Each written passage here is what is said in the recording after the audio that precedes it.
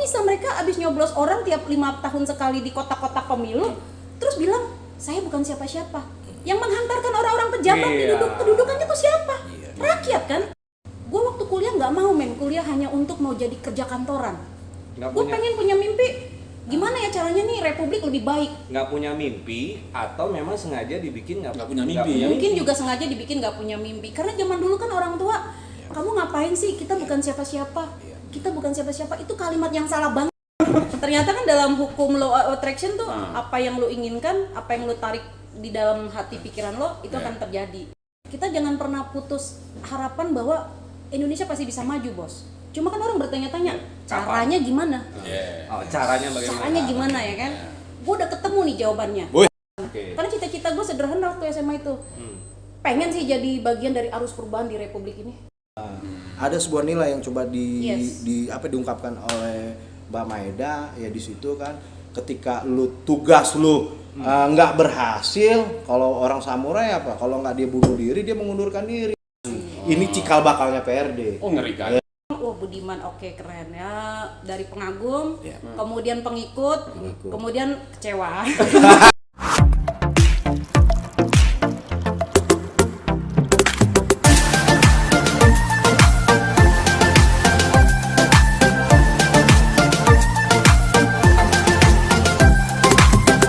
Oke, standby. Kamera, action. Orkestra di rumah. Waduh, langsung ketawa ini kita ini. Kita ucapkan dulu salam orkestra. Assalamualaikum warahmatullahi wabarakatuh. Salam sejahtera untuk kita semua. Untuk kita semua. Hari ini pagi ini cerah banget. Cerah tapi ada yang ini, panasan. Maksudnya gue. Padahal jadi korlap lama ya. Wah, itu dia tuh. Masuk gedung. Itu dia. Panasan, di luar kagak. Nggak apa-apa sih kalau luar panas, asal jangan hati yang panas. Waduh. Hari ini kita seru banget nih ketemu sama Sri Kandi. Wah, langsung melek kita. Langsung melek. Kemarin Sri Kandi, sekarang Sri Kandi lagi. Oh iya, udah 3 edisi Sri Kandi yang hadir ya. Itu. Nah, itu kita perbanyak nanti. Kita perbanyak. Hidup perempuan. Hari ini ada Bung Mukti dan Bung Baba. Bung Baba. Aduh, dan hari ini kedatangan Sri Kandi paling keren nih kayaknya ini. Karena apa? Visinya mantap. Visioner banget. Dan perjalanan sejarahnya. Perlu kita kupas tuntas di sini. Kita kulik-kulik. Langsung aja, Bang. Kita perkenalkan, Bang. Sedikit bully boleh lah ya? Iya. Bully boleh. Boleh, brother. Siap. Bebas, santai. Yang kenal Baba, kalau kita kan belum kenal. Oh iya. Langsung interaksi aja. Kawan lama, men. Kawan lama. Kawan perjuangan. Diperkenalkan diri boleh, silakan Bung narasumber. Mai. Namaku Esmaida Yopi Borunababan. Orang Batak. Horas. Para horasba di orkestra di rumah. Tunggu tanggal mainnya nanti banyak lagi. Iya. Lanjut. Gimana, Mbak? Lu mau tanya apa? Ini dia. Mau Ini tanya ada. apa? Nah, ini Sri Kandi Batak, bro. Jadi, harus lantang. Melegar, lantang, berani. Mai, kenapa pakai jaket merah? Kenapa kejebak? Apa alasannya? Dari dulu gua tuh konsisten merah. Merah. Iya. Oh, ya. Gue dulu gabung di pergerakan mahasiswa, organ kita ya. Iya. Merah tuh. LMND, Liga Merah Mahasiswa tuh. Liga Mahasiswa Nasional untuk Demokrasi. Dasarnya merah. Jangan lupa ada tangan kirinya, Mai. Sama gear kuning ya? Gear kuning. Ada gearnya, bro. Gitu deh, yang dicari-cari sama Pak Harto ya? Ya. Gear kuning sama buku tulis. Identik kita mahasiswa intelektual, Iya. tapi berpihak pada rakyat tertindas. Rakyat tertindas. Kata siapa Pak Harto menindas? Bukunya jatuh. Gara-gara? Gara-gara. Nah, ini dia sosoknya nih, yang menumbangkan Pak Harto. Gara-gara perjuangan rakyat Wah, dan kita bareng-bareng, men. Oh, bareng-bareng. Mahasiswa dan rakyat, ya kan? Nah, ini bener nih. Iya. Ada perempuan hebat tidak mengklaim perjuangan. Gua perjuangan itu milik rakyat. Milik Iya. rakyat. Tapi juga tadi gue lagi mikir gitu pas sebelum on tadi, ya kayaknya deketan. Sekarang kenapa jauh? Oh, gua tahu. Jabatannya beda. Jabatannya beda. Iya, Iya. dia ketua nasional, gua di kampus doang. Jadi harus jaga jarak. Nggak level ya. Gila, ada Iya, Jadi iya. berapa level jauhnya? Jauhnya ya udah deh, 1-2 lah. Gua dulu Jauh. ya. Nah, Kalau coba ceritain. gua dulu LMD Nasional. dari tingkat Komisariat Universitas Indonesia. UI, Bo? UI. Terus naik gua jadi LMD Jabodetabek. Ya, LMD sampai gua ke LMD tingkat nasional. 3, berarti 2 level lu di atas, di bawahnya Mei lo. Iya, gua cuma di komisariat. Lokal lagi. Lokal lagi. Mainin Jakarta Pusat doang. Tapi lu jangan main-main tuh, Iya. kampus punya nama besar, men. Iya. Universitas, lu LMD Universitas Bung Karno. Iya, komisariat. Oh, masih Lu ingat? penyandang nama Bung Karno. Nama Bung Karno. Jadi dulu gua mau dikuliahin sama bokap gue, itu Budi Luhur. Di Luhur lah deket dari rumah. Temen gua telepon gue, kita ke Jakarta Pusat, di mana itu kampus? Wah, depan LBH gua turun jalan kayak gini. Universitas Bung Karno. Oh, gua langsung begini, Bro. Wah. Wih. ini. Langsung didateng tuh. Datang berdua, akhirnya gua diterima. Ya udah. Nah, udah diterima itu ketika ada sosok kakak-kakaan lah yang orangnya keren, gondrong, tiba-tiba gue diorganisir lah. Bro, sini bro, duduk. Sosoknya bernama Panel Barus. Sebentar lagi datang dia. Oh, ada hubungannya apa? Ada. Jadi di UBK itu sosok yang paling terkenal Panel karena dia punya organ namanya AMBR. Oke. Ya, Aksi Mahasiswa Bersama Rakyat. 2000 mahasiswa, korlapnya Bang Panel. Jadi gua ngeliat sosok ini karismatik gua lihat nih. Kalau ngomong bek. Makanya gua lihat. Pokoknya tangannya nggak pernah gerak tuh kalau dulu. Oh, sebentar. Iya, Gua iya. ngingetin lo, Iya. Panel Barus yang sekarang merapat ke Prabowo.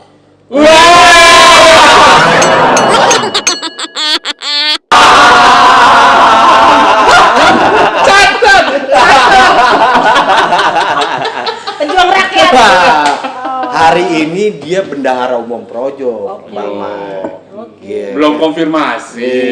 Iya. Konfirmasi kita konfirmasiin aja sekarang ya.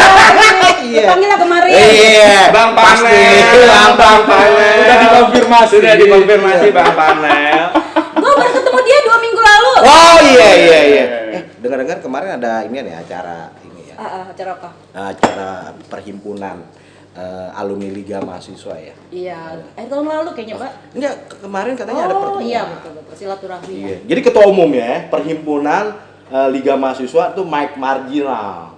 Ketua umumnya hari ini dijabat sama dia ya, Mbak.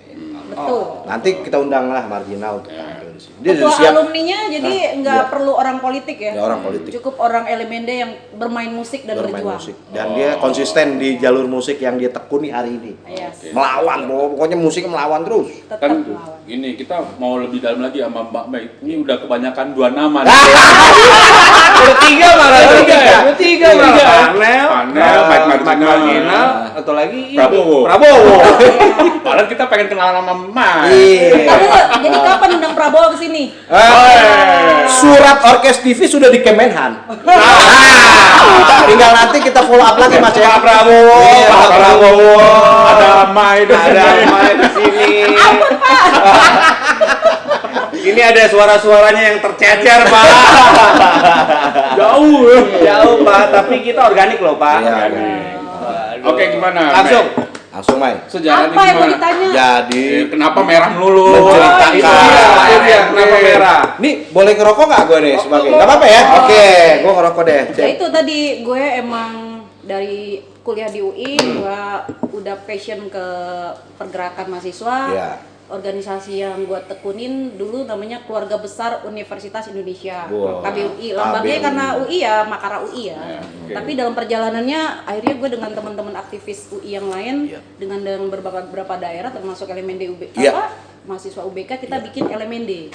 Liga Mahasiswa Nasional untuk Demokrasi. Nah, Logonya dasarnya merah.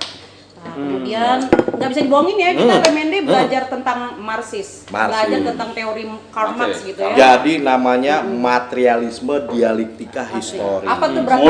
MDH. 30 tahun itu, 30 tahun yang lalu itu modul haram. Ya, Benar-benar. buset. Harap Kita bisa hilang kalau ngomong gitu. Dulu kita pelajarin itu sering banget ya, Mbak ya. Sering. Hari ini lu tanya gue nggak bisa jawab. Nah, itu dia. Waktu itu gua dimentorin sama ketua umum yang kedua. Siapa? Reinhard Sirait. Bung Renner itu. Guru Guru saya. Sama Bang Simon. Keluar semua nama Ya, LMND. tapi walaupun kita berpencar, tapi persaudaraan itu tetap iya. sampai hari ini. Itu masih golongan tercecer nggak? Sebenarnya gue tercecer ketika ada nomor kontak gue dimasukin grup. Iya, sama Bung Wendri Wanhar ya. Nah, kan kita undang nih. Oke, Banyak setelah LMD merah yang merah Pokoknya berikutnya apa? Iya. kalau udah LMND ketemu LMND ya udah. Ya udah. Kena semua nama. Nah, tuh, ya. Tapi kenapa bisa tertarik sama dunia politik? Merah lagi. Merah lagi. Nggak ngerti gue pokoknya tadi. Pada saat itu harusnya bukan merah soalnya. Bukan. Iya. Kenapa berani itu? Iya. Haram itu, merah itu haram. Gue waktu masih SMA gue nonton TV kan. Oh, ada tapi ada TV. Ada di rumah. TV-nya dulu, Ada. punya. Tahun 97 96 gue udah punya TV ya. Oh, udah masuk ya? Udah masuk.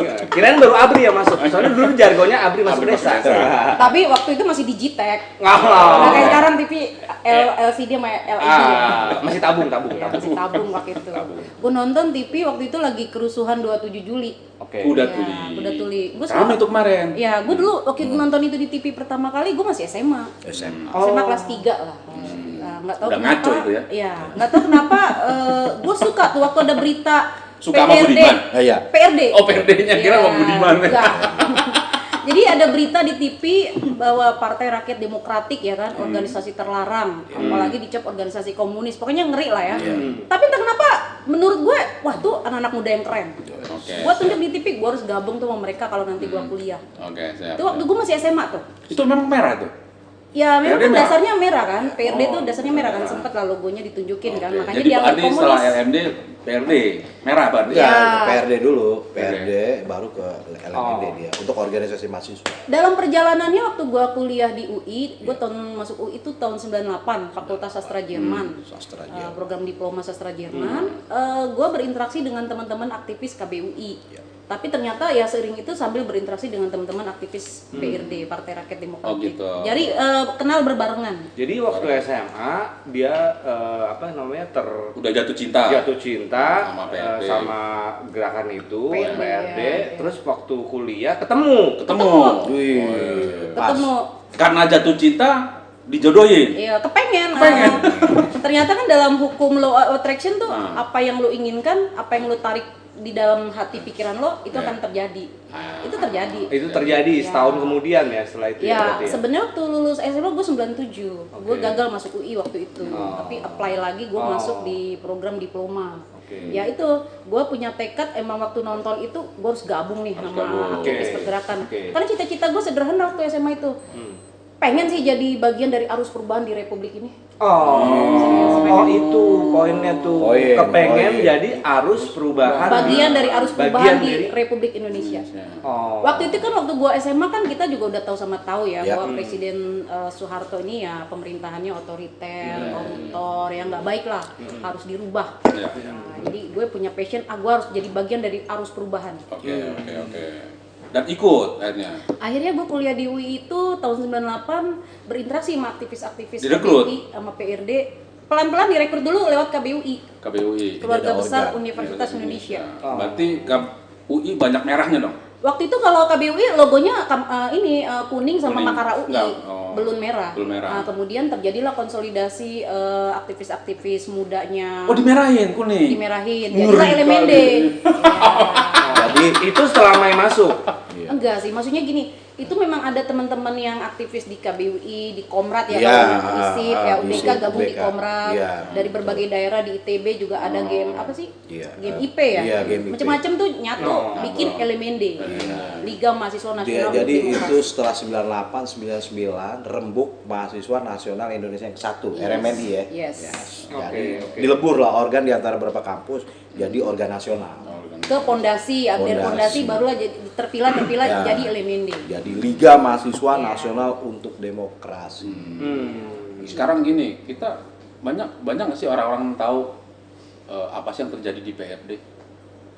Apa yang terjadi di PRD ya? Perjalanan panjang sih ya. Kalau saya sendiri kan gue boleh dibilang masuk di generasi tahun 99 tahun 2000-an di PRD. Nah, itu Ya, kalau Jauh jadi ya? gue udah pada titik masuk di PRD itu udah fasenya terakhir ya? udah nggak udah lewat fase penculikan. Sudah fase sudah selesai. Sudah selesai. Bukan selesai, maksudnya gini, kengerian otoriternya militer itu nggak Udah, lagi ya. terjadi di tahun Ya, 2000-an, sudah turun. Horornya udah nggak terlalu ya. Yes, Yes. betul. Karena- Cuma kan yang teman-teman di senior ini yang masih ada penculikan kan, Herman, Wiji Tukul yang belum ketemu Sampai sekarang. hari ini kawan kita belum balik. Ada. Ada. Masih ada. Wiji Wiji Tukul, Herman Hendrawan, Iya. siapa Bimo. lagi banyak, Bimo Petrus. Iya. Oke.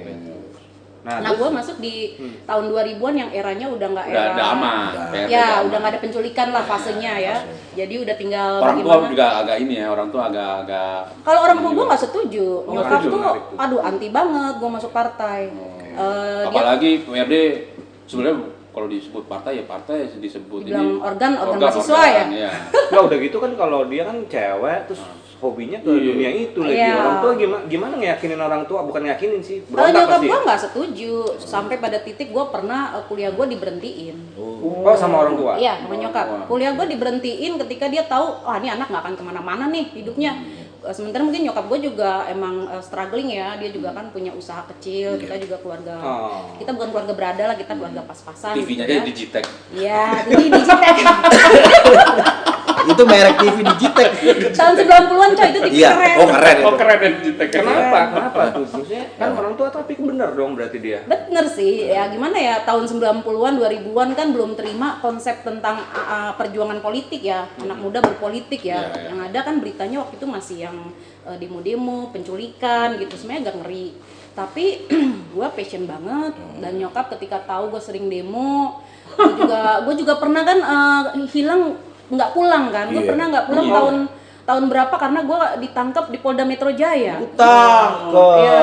Oh pernah sempat ngalamin. Tahun 99 gue baru semester kedua di UI, gue diajak demo nih ceritanya, Iya. memperingati Hari Perempuan Sedunia.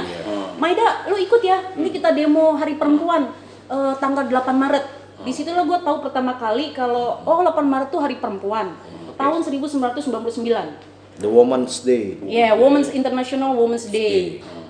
Oke, gue mau, gue bilang demo lah tuh kan, Yap. ikut kita rame-rame dari anak sastra, anak fisip UI ya kan, kumpul di depan stasiun UI kan. Begitu lihat selebarannya, adili dan tangkap Soeharto.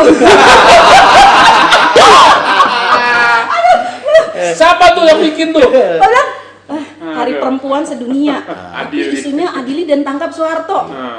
Wah, ya udah oke lah, fine. Iya, pokoknya turunkan Soeharto gitu kan. Sebenarnya udah turun, Udah, cuma kan iya. ini masih Kan belum fase ini, iya. transisi kan. Transisi dari Soeharto ke Habibie. Tapi Jadi artinya belum diadilinya itu kan. Nah, itu kan sampai ada isu lagi, kita LMND pernah Ya. luncurin sita dan sita seluruh harta Soeharto Ya, ya. ya. Kita pernah loh Pernah. luncurin isu Nah, itu. bahkan kita tergabung di ABG, Iya. Aliansi Bubarkan Golkar. Yes. Nah, Yes, gitu masuk bro. Wah itu bentrok di Jalan Kim. Jujur, tim tahun Anda itu- kalah sama Ya. Akbar Tanjung. Ya, mohon maaf ya buat Partai Golkar, tapi Ya. kami anak muda LMND dan Partai Rakyat Demokratik pernah menuntut bubarkan Partai Golkar. Tapi kalah kan PRD. Tapi isunya nggak lanjut. Kita digempur habis. Kita diadu. Ya. Gimana pun juga men, Iya. ya Partai Ya, Golkar partai gede. emang partai dedengkot Iya, gitu. karena ya. waktu Jago. Dari bagaimana pernah dihujat sampai bisa eksis sekarang, Iya. emang ya Iya. top lah. Luar biasa tuh. Angkatin dulu. Partai kuning luar biasa itu. Nggak bisa dimerahin tuh. Nggak bisa. tertanam di hatinya udah. Berarti si Mai ini sampai dengan sekarang udah berapa tahun tuh total di politik? Iya, gue lebih 20 tahun lebih ya. 20 tahun. Gue kuliah di UI pertama kali 19 tahun dan gue langsung demo. Nah, sekarang Sampai sekarang. dengan aktivitas apa nih sekarang, Mai? Sekarang gue udah di PD Perjuangan. Oh, merah lagi. Akhirnya bener merah. Gue merah, gue tetap merah. Kenapa tuh? Jadi Alasannya kenapa harus pindah ke partai besar? jadi dulu Kenapa? Emang PRD sudah cuma cinta lama aja gitu? ya PRD nggak berkembang. PRD udah ketelan oleh zaman. Bang Budiman itu katanya PRD nggak Bang berkembang. Budiman, Bang Budiman. Sapa dulu Bang Budiman ini, Bang Budiman. Oh kemarin dia, iya. apa nama? Daftar list undangan. Undangan ntar di Bang organisasi. Budiman nih ada salah satu mantannya nih, anggota nih. Kader. Gue dari Kenapa PRD ditinggal? ya gue cerita dulu ya, dari di TV nonton, Budiman oke keren ya. Kagum, kemudian pengikut, kemudian kecewa. Kalau bahasanya hopeless sudah, hopeless. Biasa itu pengagum, pengikut, kecewa. Kecewa. Biasa itu. Apa namanya? Pengagum, pengikut, kecewa. PPK. Ya. Nah. Karena harapannya sudah tidak terpenuhi lagi, Pak. Dalam sebuah hubungan biasa. Jadi ya. Maksud gue di fase dimana kita pernah menuntut keadilan ya, melawan militerisme ya kan, melawan kediktatoran militer. Gue bingung juga ketua umum PRD kok sowan ke Prabowo gitu. Ya. Nah, Yang lama apa yang sekarang? sekarang udah kontroversi kan. Nonton TV kemarin. Iya. Enggak. Iya. Udah Kenapa? kecewa. Kenapa, Bu? Kenapa kecewa? Kenapa? Kecewa. Jadi Gimana? Apa yang ya, mendasari kecewa tuh kenapa? menurut gue sih bagaimanapun juga kita tuh pernah bergerak di suatu masa di masa lalu. Janganlah terputus sejarah di masa sekarang seolah-olah hanya dengan alasan dinamika politik ya. Gue pikir tetap perlu konsisten bersikap, apa yang kita perjuangkan dulu kita pegang hari ini. Apa yang gue pegang dulu, anti militerisme, anti kediktatoran, anti ketidakadilan, bagaimana tuntutan pengadilan terhadap jenderal-jenderal pelanggar HAM. Boleh aja memang itu proses hukumnya tidak terjadi, tapi jangan dong kita melupakan sejarah. Itu masih PR besar loh. PR besar. PR besar. Oh. Sampai hari ini menurut gue kita harus tetap konsisten ya. Kalau kita pernah tahu ada sosok yang bertanggung jawab atas penculikan kawan-kawan kita, senior pergerakan kita, ya menurut gue kita harus tetap setia di situ, menuntut. Tapi gini, saya ikutin logika Mai ini. Saya ikutin logika Mai. Kalau tetap konsisten dengan idealisme tersebut, itu kan kejadian sudah terjadi, berlangsung, dan artinya sampai pada hari ini zaman berubah, kebutuhan berubah. Menurut Mai gimana? Apakah tetap harus atau bagaimana? Kalau menurut gue zaman boleh berubah bos, tapi nilai-nilai ideologi, nilai-nilai kebaikan, nilai-nilai kebenaran nggak akan pernah punah. Atau mungkin bentuk perjuangannya jadi berubah? Tunggu. Nih gue bisa bully nih. Gimana? Jadi gini, ideologi sama Nilai-nilai kebaikan dan kebenaran tidak akan pernah punah. tidak akan benar. Yang ngajarin siapa? PRD. Ya, yang ngajarin orang tua, agama. PRD ya kan dididik di situ. PRD juga mendidik. Nggak boleh berubah. Konsistensi dalam berjuang, konsistensi dalam memperjuangkan keadilan, kebenaran. Hakikatnya mungkin iya, tapi caranya, how to-nya Ya, oke sih, memang boleh boleh. berubah nggak? Boleh aja sih ditafsir dengan metode yang berbeda-beda, boleh-boleh aja, boleh. sah-sah aja. Sah-sah. Dulu juga kan PRD kita pernah kritik. Kenapa PRD berdiri kan karena teman-teman anak-anak muda dulu, senior-senior kita yang dulu merasa butuh partai alternatif karena dianggap tidak ada partai yang benar-benar memperjuangkan rakyat. Apa-apa, gue juga setuju kita butuh partai alternatif, tapi gue udah buktiin membangun partai baru itu nggak gampang. Nggak cukup hanya modal idealisme memang, nggak cukup hanya modal jaringan, ya. Karena memang kita butuh juga ya sosok-sosok ketokohan dan juga jaringan yang lebih luas ya. Dan memang pada akhirnya juga sih ya sebenarnya. Yes. Dan pada akhirnya juga masyarakat masih percaya dengan partai-partai yang ada gitu loh. Kita harus terima ya, terlepas kita pernah memperjuangkan Partai Rakyat Demokratik, gue sampai tugas bangun partai PRD itu ke Lampung, ke Jambi, ke Sulawesi. Pada akhirnya ternyata masyarakat masih lebih suka percaya pada partai-partai besar. Itulah yang melatari gue, gue bilang gue nggak mau terus menerus capek bikin partai baru ya. Di Ya. PRD ini kan kita kemudian tiap 5 tahun kan sibuk bikin partai baru ya. Dulu 99 gagal, terus tahun 2004 kita bikin kalau nggak salah Popor, 2009 kita bikin Papernas ya kan. 2014 waktu itu apa ya gue lupa. Nah sekarang kan PRD teman-teman bikin Prima. Iya, prima. Nggak apa-apa sih, silakan aja. Tapi kalau gue merasa udah deh, gue saatnya merintis masuk ke partai besar. Bagaimana kita ngedorong maju partai-partai besar? Itu yang tadi dijelaskan oleh Mai. Kenapa gua tanya dan coba gua capture gini. Kan Mai tadi bilang kan kenapa akhirnya Mai harus ini ke partai besar. Artinya Mai sendiri merubah caranya. Gitu kan. Tujuannya tetap. Tapi dia merubah caranya mengikuti sikon. Ya kan? Menyesuaikan mengikuti sikon, mengubah caranya untuk mencapai tujuan tersebut.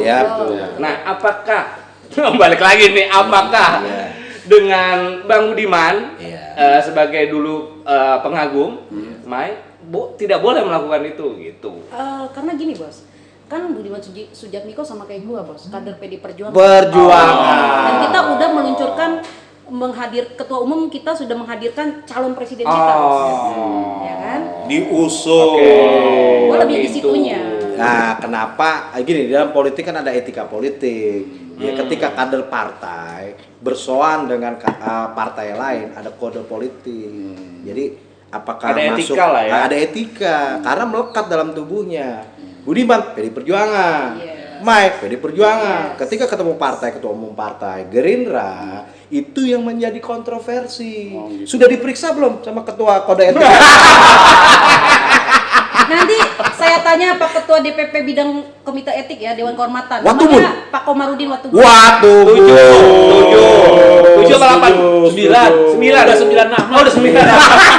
Nanti kita undang beliau.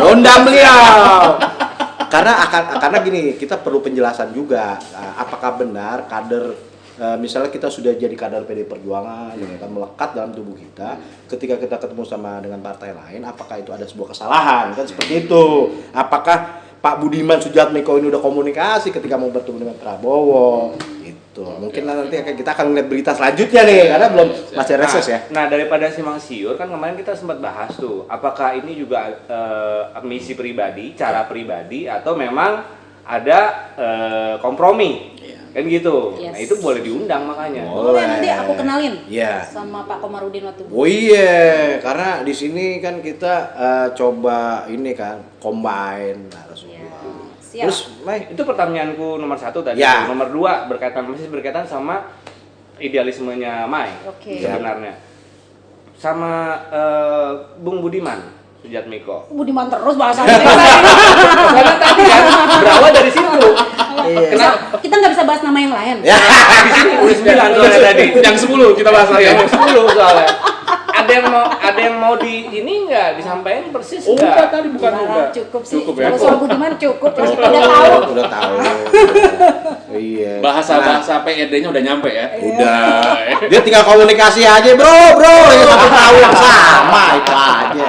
Nah, paling enggak nih, Mai telah memutuskan ke partai besar di bawah Ketua Umum Ibu Megawati Soekarno Putri. Nah, Menurut gua sih ini sih gimana? PR banyaknya kader PRD masuk ke PDIP sebenarnya itu kayak istilahnya ngerekrut kader-kader yang sudah jadi itu menurut saya itu. Ya. Sebenarnya aset. Enggak banyak juga, enggak hanya di PDI Perjuangan, PRD juga banyak juga. Hampir semua partai PRD ya ada. Ya memang teman-teman LMND dan PRD ini nggak semua sih masuk partai politik. Tapi ada di mana-mana ya. Iya, sebagian ke NGO, NGO, sebagian ya tetap kerja profesional, sebagian teman-teman perempuan sayangnya juga mungkin ya fokus jadi ibu rumah tangga. Dan sebagian di partai itu ya salah satunya gue ya di PD Perjuangan. Di PKB ada Faisal Reza ya. Di Demokrat ada senior Andi Arief. Dan banyak lah teman-teman. Banyak dia konsepnya kayak ini Itu pernah nongkrong bareng nggak secara resmi atau tidak resmi? Kalau gue pribadi jarang ya, karena mereka tuh kayaknya senior-senior yang yang di angkatan gue tuh masuk partai politik tuh elemen D jarang. Jarang. Kalau yang di atas tuh, Banyak yang di hanya atas elit-elit Budiman, partai. ya. Nah, elit. Udah kan? jadi semua tuh ya. Iya, betul. Elit-elit PRD.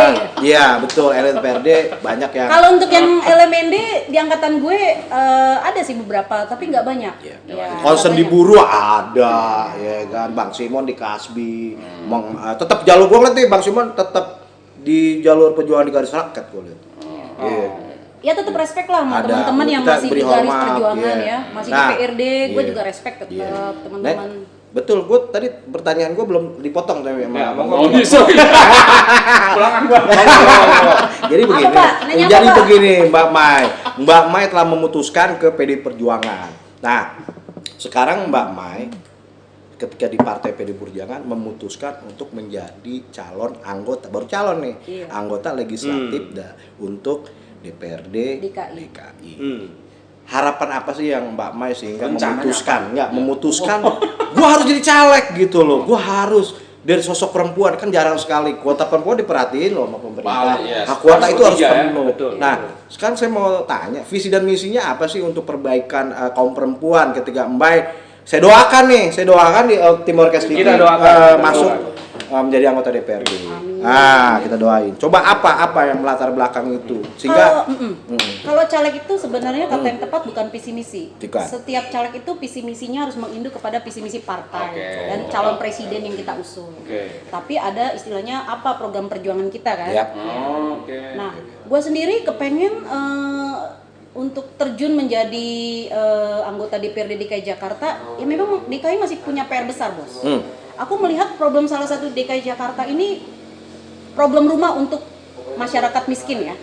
Ya, Nah, oke, itu yang menurut gue harus kita perjuangin. Gue mau memperjuangkan rumah murah dan layak untuk lebih banyak di DKI Jakarta dan konsep yang cocok adalah rusun apartemen. Oh, Ya, itu. karena lu lihat deh kalau kita kemana-mana nih problem rumah kan masih berantakan. Jadi penataan kota itu menurut gue harus dimulai dari sediakan dulu rumah-rumah murah dan layak yang efektif dengan konsep rusun apartemen untuk masyarakat DKI Jakarta yang membutuhkan. Rumah tuh problem besar di DKI. Banyak anak muda kesulitan. Sorry, kalau itu bisa saya bully itu. Jakarta itu kalau urusan infrastruktur itu udah sangat berantakan. Itu menurut saya misi yang sangat impossible. Itu harus yang turun Tom Cruise. Gue deh. Mission Impossible. Apakah seorang Mai bisa? Buat bohong Tom Cruise. Tom Cruise dulu ya? Kapan undang terus? Yang ke-10 ya? Gue siap nonton. Baik, tadi Bukan buat Tom Cruise. Iya. Mission Impossible next-nya edisi rumah susun. Rumah susun, Tom Cruise urusin rumah susun.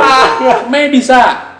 Ya bukan gue sendirian lah Oh, ya. ya, siap. Gue ingin Oke. mendorong itu menjadi menjadi program kita di PD Perjuangan DKI Jakarta. Oke. Fraksi Opininya kita harus di DKI, disiapkan gitu opini ya. itu harus kita luncurkan. Bahwa rumah tuh problem mendesak yang harus ya. diatasi di DKI Jakarta. Soalnya ibu-ibu, Bro. Oh iya. Ya kan, emak ya kan mewakili ya dong, bener kan? Untuk generasinya dia, anaknya dia. Oh iya itu tuh mama gitu. Punya- Papa, kapan kita punya rumah gitu ya. Nah, Nah, itu ya. Jadi gue waktu berapa bulan lalu ya ke Jepang kan, Iya. tanah itu kan mahal ya di Jepang ya, kecil-kecil kan, rumah tuh kecil-kecil, apartemen kecil-kecil, Iya. even kafe kecil-kecil. Jepang, Hong Kong tuh mahal. Di ya. Jepang tuh, wah lu nggak bisa loh ngeliat kafe begini lebar nih, Iya. jarang loh, semua Jarang. kecil-kecil. Betul. Cuma lu aneh bos, Iya. tamannya dong, taman publiknya hektaran. Iya. Gue bilang ini Jepang kok aneh ya, kota Tokyo ya. Rumahnya sempit-sempit, kecil-kecil karena memang tanah mahal, tapi mereka bisa ngasih taman publik luasnya minta ampun, hektaran loh. Taman Ueno ya kan. Dia mau berbagi bareng. Kalau orang Indonesia kan enggak. Kalau mau punya taman gue sendiri. Itu tuh nggak dipikirin kali. Jakarta kan gitu. Sekarang tempat kecil-kecil, soalnya orangnya kecil-kecil juga. Udah tinggi-tinggi, Bro. Udah tinggi-tinggi. Dan main fisik lu men. Wah, rasis lu. Wah, itu bertentangan dengan Bertentangan itu, dengan ideologinya kemanusiaan Amerika, loh. Iya. Bertentangan tuh. Minggir dikit ya pembahasannya Iya. karena gua udah nyebut Jepang. Gimana pun juga itu negara kecil, tapi pernah jajah kita men. Oh iya. Setelah gue baca novel Taiko, novel Taiko tuh novel perjalanan zaman feodal peperangan di Jepang, based on true story ya, di abad 15 sampai menangnya klan Tokugawa. Gue belajar banyak dari novel itu bahwa pemimpin-pemimpin Jepang masa lalu tuh orang-orang yang bermimpi besar. Wis. Orang-orang yang punya visi dalam memimpin dan punya etika. Gagasan. Seorang pemimpin yang samurai, kalau lu gagal bertugas, dia tuh punya rasa malu, bisa mengakhiri hidupnya loh. Itu yang disebut seppuku kan. Ya, betul. Nah ini kebalikan sama kita, elit-elit kita yang nggak punya rasa malu, Nah. punya etika. Kalau elit kita gini, kalau elit karena apa sih faktor budaya mungkin ya? Iya iyalah. Ya kan faktor Pasti. budaya. Ya. Jadi yang penting nyoba. Kalau gagal berhasil itu urusan Tuhan. Bukan. Iya kan? Mikir cara ngelesnya. Nah itu dia. Enggak, gini, ada nilai-nilai yang tadi disebutkan Mbak Mai bahwa elit politik ya panutan publik kan melihat ketika dia gagal ya lu malu dong mundur. Ketika lu korupsi ya lu malu lah, jangan ketika bekas narapidana dengan ada undang-undang pemilu dia bisa nyalek lagi. Itu Nah, kan itu, gua juga bingung. itu nilai yang harus dibangun sebenarnya untuk bangsa ini. Ada rasa malu gitu loh. Iya. Pride, Ya, pride, ada pride. Iya, betul, Pride. pride. Ada rasa malu. Nah, ini yang tidak dimiliki oleh bangsa kita, Bang. Ada sebuah nilai yang coba diungkapkan oleh Mbak Maeda ya di situ kan ketika tugas lu nggak berhasil, kalau orang samurai apa? Kalau nggak dia bunuh diri, dia mengundurkan diri karena rasa harga diri lebih tinggi. Yes. Itu. Iya. Jadi Nah, gue- ini tidak dimiliki. Jadi lu kalau ke Jepang, beda budaya banget sama kita. Budaya. Kalau di sini lu pergi kemana lu ngasih duit, orang senang bos. Yeah. Kalau di sana lu jangan coba-coba, itu menghina. Mereka, Oh. yes, lu jangan di sana udah dikasih tip. Kalau lu ke Jepang, lu jangan pernah di restoran atau apa lu ngasih uang begitu. Karena mereka tuh nggak mau. Buat mereka yang melayani ya memang melayani pekerjaan mereka gitu. Terlepas semua orang butuh duit ya. Nah ini budaya sama kita kan beda ya, ini PR besar. Tapi menurut gue ya memang kita gimana caranya pemimpin kita tuh memang harus punya budaya malu ya, budaya tanggung jawab. Itu yang gue lihat memang PR besar di kita. Ya enggak. Kan gini juga Mei ngomong 2023 tahun 95-96 yang diperjuangkan PRD ngomongnya sama, tapi hampir udah satu generasi lah. Kalau kita 20 tahun ya nggak berubah-berubah. Kalau misalnya kita bicara wah kita akan berubah dalam beberapa generasi, ini udah lewat satu generasi nggak berubah-berubah juga. Berarti nggak berhasil juga. Tapi gini. Revolusi mentalnya Betul, enggak gini juga. Karena Apatis ya. nggak berhasil. Apatis. bukan. Jadi ini perlu dari contoh dari politik juga ya. Pak Jokowi punya program namanya revolusi mental. Mental kita nih harus diperbaiki dari generasi ke generasi. Ya saya contohkan Pak Jokowi lah. Ya, saya bilang ini presiden yang paling berani ya. Yang memang dulu kita angker banget untuk ke istana ya kan. Istana dibuka.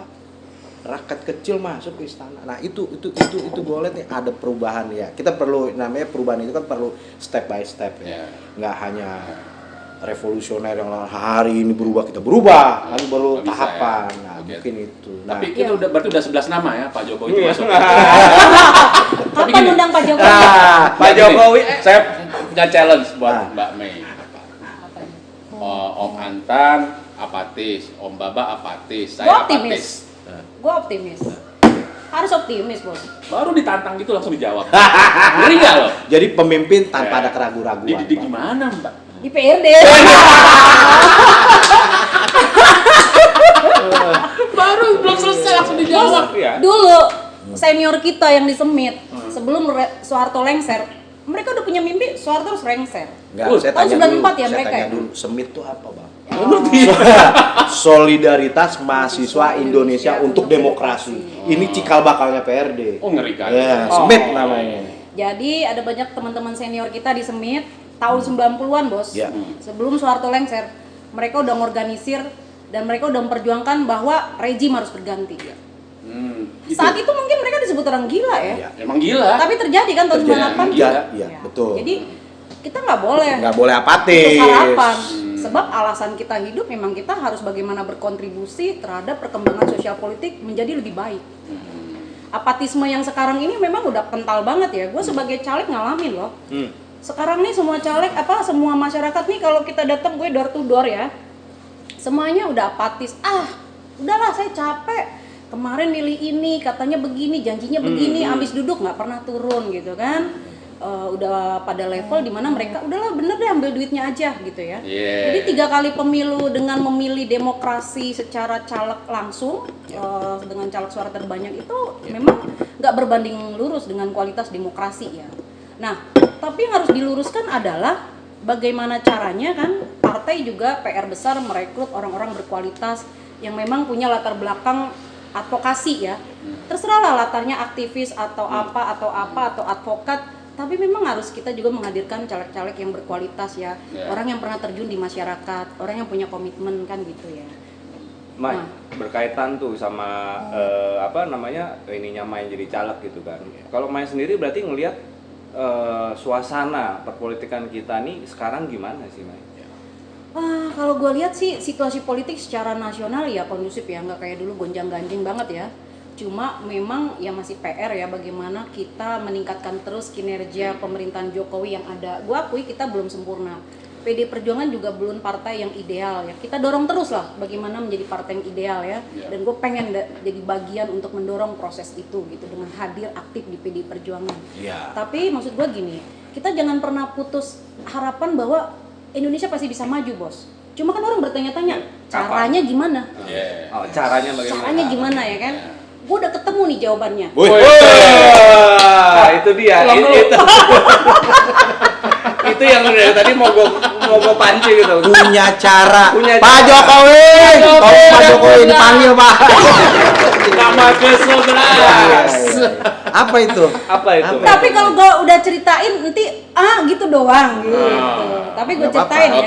Ceritain. Satu ya menurut gue, lanjutin yang tadi kita diskusi revolusi mental. Kita pelan-pelan merubah budaya cara berpikir. Cara berpikir kita semua memang harus kita rubah ya. Satu, kita berhenti tangan di bawah, men. Menurut gue belajar dari tadi ya, bagaimana gue membaca novel Taiko sejarah Jepang itu, negara kecil yang penduduknya juga nggak lebih banyak dari kita, yang kita juga secara notabene lebih luas, itu negara kecil bisa jajah kita. Itu karena pemimpin-pemimpin dan pasukan-pasukannya itu emang orang-orang yang punya mimpi ya, orang-orang yang punya etika tinggi. Menurut gue sederhana ya. Kita pertama bisa memajukan negeri kita kalau kita merubah cara berpikir dan mindset kita. Satu, kita percaya kita hidup ini bahwa hidup ini bukan untuk meminta-minta. Kita percaya bahwa dengan niat yang baik kita bisa mengembangkan masyarakat yang lebih baik. Jadi orang kan banyak percaya anak gue bisa kerja kalau punya orang dalam. Iya. Mindset kita tuh mindset yang memang udah mindset koruptif kan. Mindset yang menganggap bahwa lewat cara gratifikasi, lewat cara-cara kolusi. Ya kita berhentilah berkomitmen pada hal-hal yang baik. Gue percaya walaupun gue bukan orang religius, kita komitmen, kita jalankan sesuatu dengan kebaikan, kejujuran, jangan ambil yang bukan hak kita dari tingkat elit dan di masyarakat. Kita kompak aja, merubah etika, kultur kita bisa jadi orang-orang yang beradab. Itu sengaja dipaksain apa enggak sih, Mas? Maksud gue gini, emang bener kultur kita kultur yang koruptif ya. Apakah karena latar belakang kemiskinan, gue nggak ngerti deh. Tapi maksud gue harus percaya bahwa kita boleh aja bangsa yang memang berpendidikan rendah, kemiskinan tinggi, tapi emang kita tuh harus punya mimpi gitu loh. Masalahnya rakyat kita nih orang-orang yang anak-anak mudanya juga orang yang nggak punya mimpi. Gue waktu kuliah nggak mau kuliah hanya untuk mau jadi kerja kantoran. Gue pengen punya mimpi. Gimana ya caranya nih republik lebih baik? Nggak punya mimpi atau memang sengaja dibikin nggak punya mimpi? Mungkin juga sengaja dibikin nggak punya mimpi. Karena zaman dulu kan orang tua, kamu ngapain sih? Kita bukan siapa-siapa. Kita bukan siapa-siapa, itu kalimat yang salah banget loh. Salah banget sampai hari ini orang rakyat bilang, kita kan bukan siapa-siapa. Hello, bukan siapa-siapa gimana? Orang yang duduk di DPR RI, orang yang duduk di jabatan DPRD, orang yang duduk di presiden, emang bisa duduk di situ kalau bukan yang rakyat yang coblos, yang dukung? Kok bisa mereka abis nyoblos orang tiap 5 tahun sekali di kotak-kotak pemilu, terus bilang, saya bukan siapa-siapa. Yang menghantarkan orang-orang pejabat kedudukannya tuh siapa? Rakyat kan? Nah, jadi rakyat ini nggak ngerti kalau dia tuh orang yang punya power. Mereka yang menghantarkan kita duduk di jabatan publik. Tapi kemudian mereka di sehari-hari cuma bilang, kita bukan siapa-siapa. Bahkan pejabat-pejabat publik digaji oleh uang rakyat melalui pajak, kita bayar pajak itu. Gue suka rakyat itu kuasa sebenarnya. Gue suka nih, artinya kan kita bicara artinya optimisme, memandang sebuah optimisme dan menjalani sebuah optimisme gitu ya. Kalau dari tadi dengar ceritanya, tadi kan Mai ada solusinya itu tuh, ya kan? Ya kita harus punya budaya kultur tanding ya, menerjemahkan revolusi mental itu dengan satu, ya kita harus percaya dengan prinsip-prinsip etika, kebaikan, kebenaran, jangan ambil yang bukan hak kita. itu dulu kalau di Jepang, yang tadi balik lagi ke cerita Jepang, kalau gue nangkepnya malah cuman gini sebenarnya. Gimana? Kita memang dipotong supaya tidak punya harga diri, Ya. tidak apa sih, pride dengan diri kita sendiri. Yes. Ya tadi itu penerjemahannya, kita bukan siapa-siapa. Ya. Tapi saya mau nyambungin juga gini, tadi nyebut, saya setuju banget ada budaya yang istilahnya disebut bermasalah ya bermasalah, ada yang juga tidak. Tapi menyebut budaya tanding gitu ya.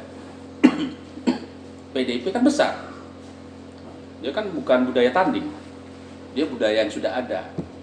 Artinya Mbak Mei punya PR dong di dalam bikin Iya. budaya tanding. Kita semua punya PR loh, bukan cuma kita yang di partai politik loh. Jadi partisipasi politik itu bukan cuma sekedar masyarakat datang ke kotak suara 5 tahun Ya. sekali, enggak. Abis masyarakat coblos siapa calegnya, siapa anggota DPR RI, DPRD-nya, siapa presidennya, abis itu kawal dong. Kawal bareng-bareng, kritisi bareng-bareng, pantau rapat-rapat anggota dewan, ya kan, ikut mengkritisi. Emang banyak yang berani kayak gitu? Ya harus, maksud gue selama ini Harus. contoh ya, DPR RI itu udah punya TV parlemen, udah dibuka setiap Betul. rapat-rapat itu loh, kecuali rapat tertentu yang sifat tertutup Tapi aja. kayak yang nonton. Tapi masyarakat nggak ada yang nonton, bos. Iya. Oke. Nah, jadi gimana? Lu udah nyoblos. Feedbacknya memang ada Ya. sebenarnya dari rakyat Maksud juga. gue, Jadi nggak selesai. Terus ngapain habis mikirin nyoblos. rakyat kalau fit dari Jadi dari rakyat nggak jadi bikin nggak selesai feedback? habis nyoblos ya. maksud gue adalah Yang nggak yang selesai perlu habis nyoblos doang. Yang perlu ditingkatkan itu membangun terus kesadaran politik untuk ikut mengkritisi, mengawal gitu loh. Jadi Nah, ya. itu yang nggak tumbuh di Nah, yang masyarakat. nggak tumbuh seperti itu, Mai. Nah, Bakal sekarang nggak kita naik, tumbuh. Mai. Budaya kita, terutama ketika lu berpolitik, masyarakat itu kan politik kita berbiaya tinggi. Yes. Ketika lu mau ke DPRD, udah jelas, udah disebutkan punya ongkos politik yang tinggi. Nah, menurut lu kayak apa nih untuk meminimalisasi seperti itulah? Lu mau jadi anggota caleg, logika masyarakat, wah tuh ada amplopnya gitu, tuh ada duitnya. Yes. Nah, mungkin ada pencerahan dari Mike seperti apa untuk menghilangkan image seperti itu, karena jelas bahwa kita, lu mau berpartai, lu mau mencalonkan kepala daerah, semua segala macam, yaitu ongkosnya biaya tinggi, gitu loh, ongkosnya tinggi, biaya politik. Pandangan Mai seperti apa? Gue setuju dengan keputusan PD Perjuangan Oke. bahwa pemilu harus proporsional tertutup. Artinya Proporsional tertutup, Tertutup. artinya partai yang punya hak wewenang untuk caleg-caleg ini masuk ke parlemen. yes, berdasarkan nomor urut. Kenapa, Mai? Jadi terlepas gue sendiri pada hari ini bukan caleg di nomor urut atas ya. Caleg Jadi nomor menurut- berapa, Mai? Nomor urut 8 rencana. 8. Rencana lagi, Bu Mega tolong ya dinaikin. Udah 13 kali tuh tokoh. Iya dah. Oke. 12. Iya. Bu Mega 12. Apa mengundang ibu ketua umum gue? Wah! Pokoknya kita mampir di Ponorogo. Di Ponorogo kita hadir. Kita soan sama beliau. Iya. Jadi menurut gue memang pemilu sebaiknya kita memilih partai. Kembali lagi Iya, dong. kenapa? Mai. Lo jelasin nggak? Kenapa? Baru. Kenapa? Biarkan kontrak kita tuh kalau memilih, biar kontrak kita dengan partai, bukan dengan caleg. Biarkan partai yang menunjuk siapa kader terbaik mereka yang duduk menjadi anggota DPR RI dan menjadi anggota DPRD provinsi, kota, kabupaten. Jadi lebih enak, bos. Secara teknis pemilunya juga petugas PPK, PPS di bawah itu, lu tahu kan banyak yang meninggal sehari semalam. Oh, kemarin untuk tuh, kemarin, menghitung 2019. nama caleg ya kan, karena iya. dia menghitung nama caleg. Partai politik banyak, satu partai aja misalnya udah 10 orang, dikali Iya. berapa partai, ada puluhan sampai ratusan caleg, kan lama di situ prosesnya. Misalnya Maida, misalnya Tugimin, misalnya Wario. Tapi kalau misalnya siapapun caleg yang ditusuk, kalau dia PD Perjuangan langsung PD Perjuangan. Jadi Secara dihitungnya teknis waktu- partai. Secara bukan- teknis waktu nggak panjang. Tapi secara prinsip adalah bahwa kontraknya itu, kalau gue bilang ya bahasa gue, Lebih baik di kontrak iya, dengan artinya partai gini, ya. maksud gue kontrak tuh gini. Waktu kita ke kotak pemilu, yang kita coblos itu partai pilihan kita. Kita bahasa gue ya, itu tandanya kita kontrak dengan partai tertentu. Nah, tinggal kita bilang, oke, Anda partai misalnya PD Perjuangan, kami pendukung Anda, kami sudah coblos partai Anda, siapa anggota dewannya terserah. Ketika nggak turun, kita minta pertanggungjawabannya ke partai, bukan kepada caleg. Kalau kepada caleg bos bisa lempar-lemparan. Oh, Kalau misalnya oke. gini, warga yang dulu dukung caleg B misalnya, itu Mbak Maida si B tuh nggak pernah turun. Oh ibu salah sendiri, kenapa nggak pilih saya? Kan jadi gitu. Jadi gini Mai, itu sudah dipatahkan oleh Mahkamah Konstitusi bahwa hari ini kita proporsional terbuka. Yes. Artinya ada emang plus minus Iya. ya. Kalau bicara partai hanya yang ditentukan partainya, berarti hak prerogatif partai memilih kadernya untuk di parlemen. Jadi gini. Proporsional terbuka di samping kader itu cukup populis ya dilihat orang dia milih contohnya Mai nomor 8, dia nggak hanya partai tapi Mai nomor 8 dan suaranya misalnya 15.000, ya Mai masuk ke gelanggang DPRD. Artinya kan sosok masyarakat ditawarkan, lu milih partai atau milih caleg. Nggak, ini kan tadi kan dia kan mencoba menawarkan dari kacamata yang berbeda. Iya. Alasannya supaya minta pertanggungjawabannya lebih ke satu pintu. Iya, jadi gitu. komitmen maksud gue gini, Iya. ketika kita memilih partai, komitmen kita adalah kepada partai, Iya. gitu loh, bukan kepada individu-individu kader, kepada partai. Biarkan partai yang menempatkan orang-orang terbaik mereka duduk di jabatan publik. Tinggal kita minta tanggung jawab kepada partai itu, mana nih kinerja Lebih anggota. kelihatan kemananya Iya. minta tanggung jawabnya. Pejabat publik yang Anda tempatkan ini mana kinerjanya, kan enak begitu. Dan lagi juga, Gagal, coret. dan secara teknis pemilu seperti gua bilang, Lebih mudah. Gagal, coret. secara teknis pemilu ya, itu menghitung nama-nama caleg itu makan waktu loh, ya kan? Tapi ada juga gitu, melawan nama ketua, coret. Nah, Itu gimana? Ya. enggak, Wah, jadi komen. gini, No comment. kalau dia kan kader, gue cuma minta satu pertanyaan, kenapa sih kalau di PDI Perjuangan selalu ada petugas partai? Nah, gini, orkestra Itu bukan di istilah rumah, jelek loh. bukan iya, artinya seorang presiden pun, Apa kenapa? Bukan istilah jelek, petugas partai itu bukan istilah jelek. iya enggak, maksudnya gue mau ngeliat pendapat pribadinya Mbak Mai, seorang presiden pun, Presiden Jokowi yang ketujuh dibilang petugas partai. Ya melekat pada dirinya Iya. petugas partai. Komentarnya Mbak Mei, apa sih petugas partai Mei? Kayaknya gua ngeliat di luaran agak-agak stereotip nih ya kan, kata-kata itu. Nah coba Ini bahasanya mengkonter. Bahasanya MN ini harus dibahas sama MN. Gimana? Kalau gue nggak asing ya dengan Nggak asing. konsep penugasan ya, bahwa setiap kader yang bergabung di sebuah partai politik, kita artinya sudah berkomitmen siap menjalankan, bergabung dengan visi misi organisasi tersebut, dan siap memberikan hak demokrasi kita kepada mekanisme organisasi, ya kan? Dalam hal ini kalau di PD Perjuangan, beberapa mekanisme keputusan demokrasi di partai di tingkat nasional, di tingkat provinsi, daerah, tapi ada somehow diberikan kepada hak prerogatif ketua umum. Jadi kita memang harus menerapkan sentralisme demokrasi. Oh sender. Ya kan?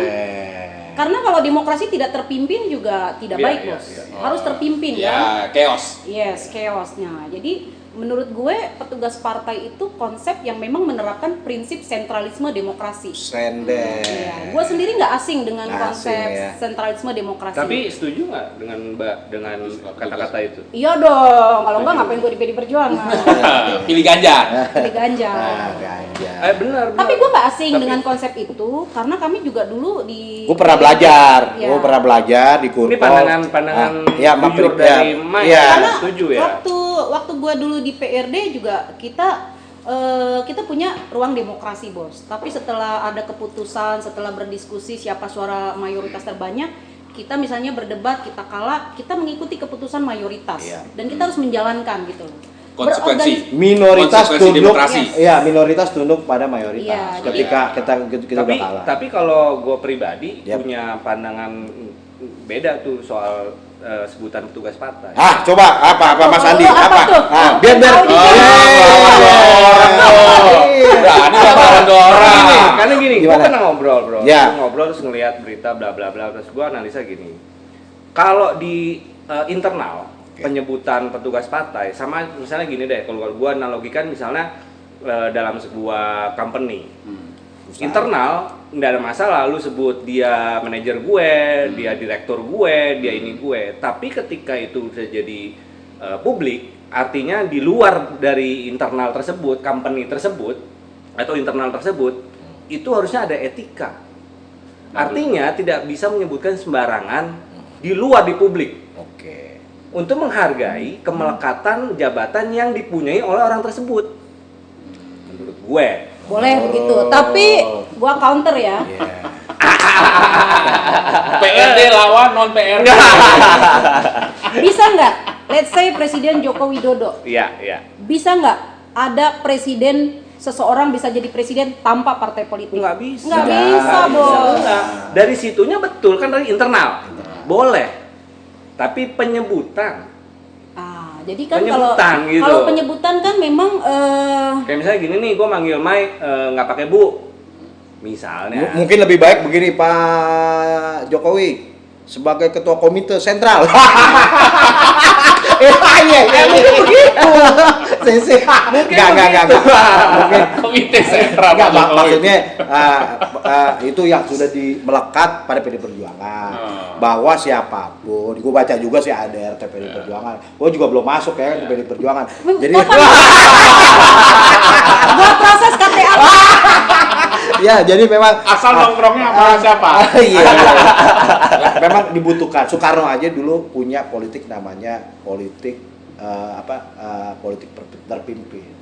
Iya kan. Demokrasi Mungkin terpimpin. demokrasi terpimpin mungkin di sebutan internal PD Perjuangan ada yang namanya petugas. Kalau udah petugas apapun yang dijalankan oleh organisasi harus dijalankan. Gitu. Mungkin gitu ya. Karena memang seseorang ditunjuk menjadi pejabat publik Yep. dalam sebuah partai politik, Yep. memang penugasan. Iya.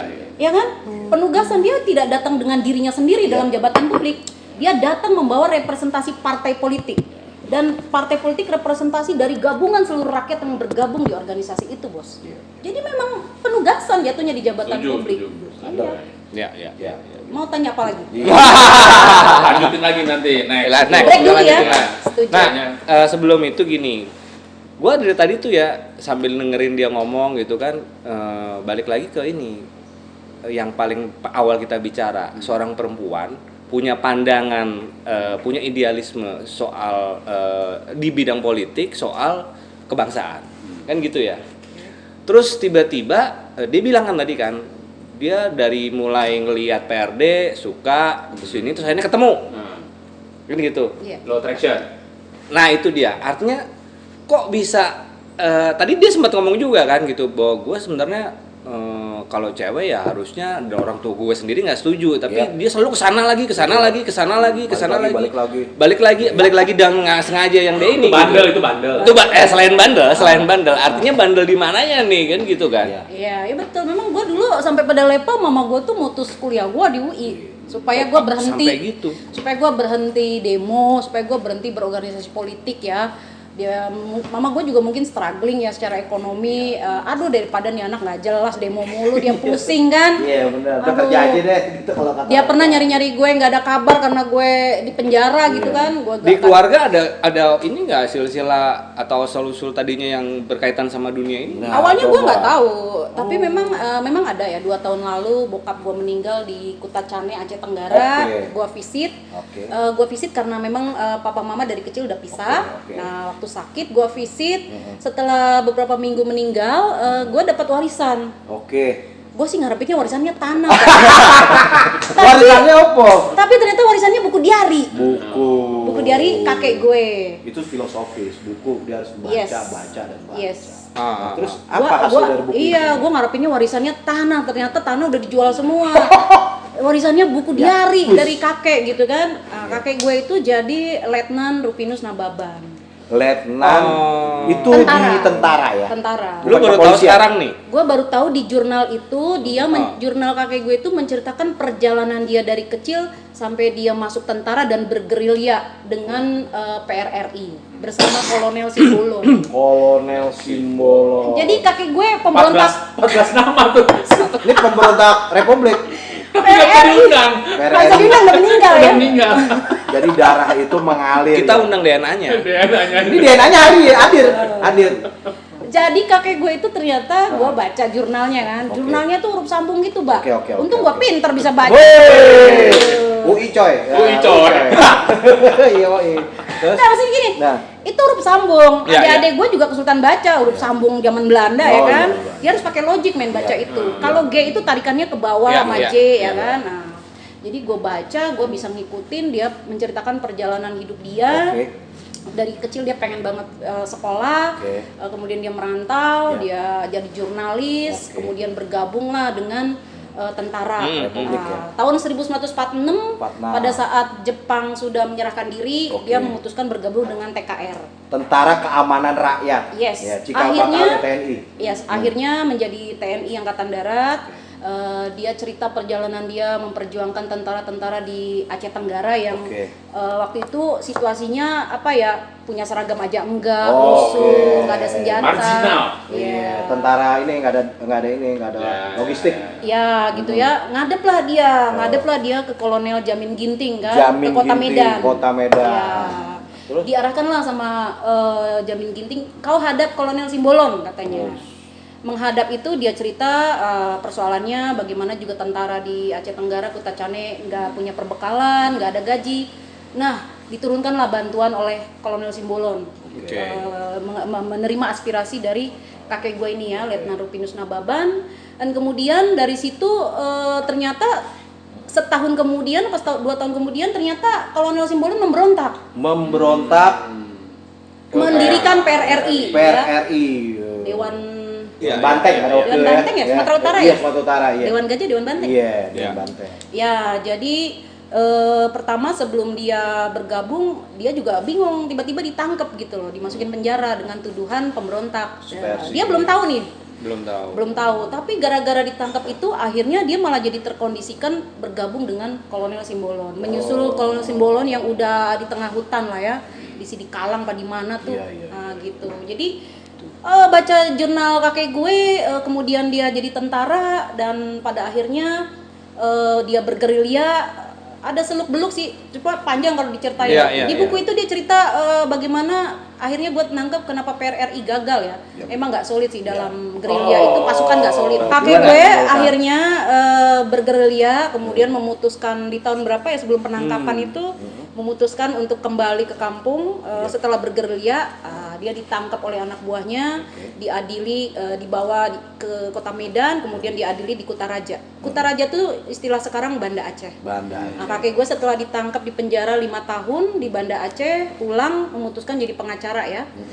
Nah, jadi dia jadi pengacara di Kota Cane dan berkecimpung di politik. Dia pengen banget tuh sebenarnya masuk Parkindo. Partai Kristen Indonesia. Sebelum itu ya. Nah, difusi 3 partai, Parkindo masuk ke PD. Benar. Dia pengen banget, tapi dia tidak dapat rekom untuk menjadi ketua Parkindo di Aceh Tenggara. Akhirnya karena dia nggak direkom di Parkindo, padahal dia pengen banget di Parkindo, akhirnya kakek gue masuk direkrut di Partai Golkar. Tahun berapa Mak itu? Tahun sekitar tahun 60-an ya. 60-an. Itu bukan partai, sekber waktu itu. Udah partai. Oh, sudah partai. Sudah partai. Nah, itu makanya tahun gini. 70-an, 60-an. Makanya dari itu gini, buat orkestra di rumah juga gitu kan. Bisa coba dilihat gitu di perbincangan kita ini bahwa segala sesuatu ada kaitannya. Lu jangan main-main dengan diri lu. Karena lu mesti tahu juga silsilah lu, apa lu supaya lu bisa tahu. Benar. Ini buktinya gue dapet 3 hal. Ngurusin kebangsaan, negara, nurun, ya kan? Dengan kondisi yang beda ya. 2 Banteng. 3 Golkar dilawan juga deh. Yang memberontakannya ada juga. Ada. Gitu kan, yang tadinya ada DNA melawan. Yang tadinya kakeknya tidak sampai, nyampe dia. Di cucunya nyampe. Benar. Keren tuh. Keren. Jadi inspiratif. Nih perempuan-perempuan hebat harus contoh Mbak Mai nih, ya enggak? Iya kan? Terus, kita lanjutkan next edisi. Kita di sini edisi. sebutnya nggak episode, kita Yoi. sebutnya edisi. Dan jargon kita, kenapa kita bisa cair segala macam dan harus 14 nama yang kita sebutin tadi. Enggak 3 hal 12 nama karena yang 2 nama itu kan udah meninggal. Oh iya. 12 nama tadi kita bareng-bareng ya, nanti kita panggil ke sini biar ini gitu ya, biar seru gitu kan, biar nyambung gitu kan. Punya ide dan gagasan. Nah, itu dia. Di Orkes TV. Itu dia. Obrolan keren, setia kawan. Nah, kita di sini jargonnya politik secukupnya, setia kawan selamanya. Top, benar. Itu maksudku. Setia kawan terus dijaga. Walaupun berbeda partai. Walaupun PPK ya. PPK, Iya. pengagum, pengikut, Kecewa. Kita biasanya sebelum kita tutup, kita muter Pancasila. Muter Pancasila. Salam Pancasila loh, ada loh. Kita PD Perjuangan. Nah, itu salam Pancasila dan Gimana, sebutin gimana? sila-sila Pancasila kita. Waduh. Apa namanya? Muter. Silakan Bu. 1. Ketuhanan Yang Maha Esa. 2. Kemanusiaan yang adil dan beradab. 3. Persatuan Indonesia. 4. Kerakyatan yang dipimpin oleh hikmat kebijaksanaan dalam permusyawaratan perwakilan. 5. Keadilan sosial bagi seluruh rakyat Indonesia. Woi!